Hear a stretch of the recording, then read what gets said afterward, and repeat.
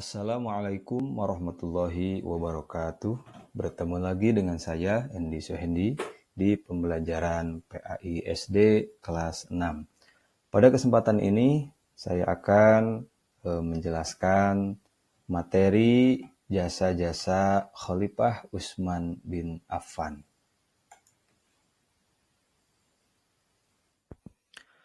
Utsman bin Affan radhiyallahu an merupakan sahabat yang sukses dalam berdagang dan dermawan.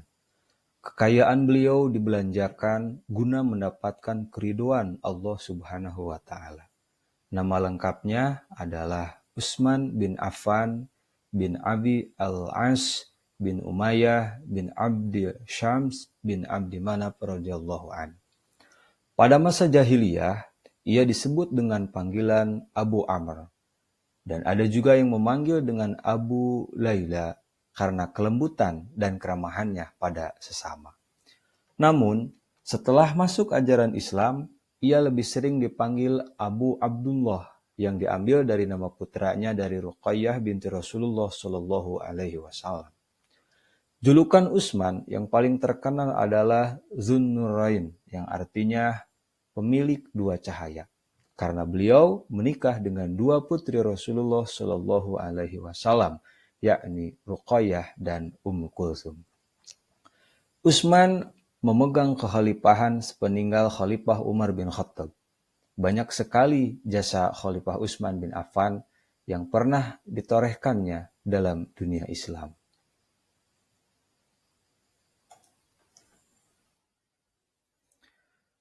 Di antara jasa-jasa tersebut yang kita rasakan hingga saat ini antara lain, 1.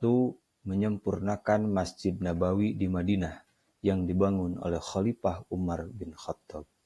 Khalifah Utsman bin Affan membangun dan memperluas Masjid Nabawi pada bagian selatan, barat, dan utara hingga sebesar 470 meter persegi, dilakukan pada tahun 29 Hijriyah atau sekitar 649 Masehi. Masjid Nabawi telah mengalami beberapa kali perubahan dan perbaikan hingga sekarang telah memiliki luas kurang lebih 400.327 meter persegi yang bisa menampung lebih dari 1 juta jamaah. 2. Mengumpulkan mushaf Al-Quran yang standar.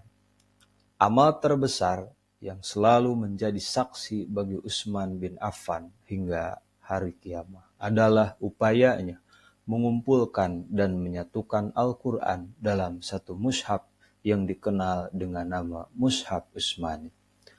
Orang yang diperintahkan oleh Khalifah Utsman untuk mengumpulkan mushaf Al-Quran adalah Zaid bin Sabit dan dibantu oleh Abdullah bin Zubair, Sa'id bin As, Abdurrahman bin Haris bin Hisham. Ide pengumpulan mushaf ini disebabkan oleh beberapa hal, antara lain 1. Banyaknya penghafal Al-Quran yang gugur dalam medan perang. 2. Sulit memantau pembelajaran Al-Quran karena luasnya kekuasaan Islam, sementara banyak penghafal Al-Quran tersebar di beberapa wilayah yang berjauhan. Dan yang ketiga, agar ada acuan atau pedoman yang menyatukan qiraah atau bacaan umat Islam yang berbeda-beda dialeknya dalam membaca Al-Quran. 3. Membentuk angkatan laut yang kuat. Khalifah Utsman bin Affan melatih angkatan laut yang tangguh. Hal ini dilakukan atas usul dari Muawiyah bin Abi Sufyan selaku gubernur Damaskus. Tujuan dari angkatan laut ini adalah untuk menjaga keamanan wilayah kekuasaan Islam dari pasukan musuh, terutama pasukan musuh dari Romawi yang ingin menguasai kota Iskandaria.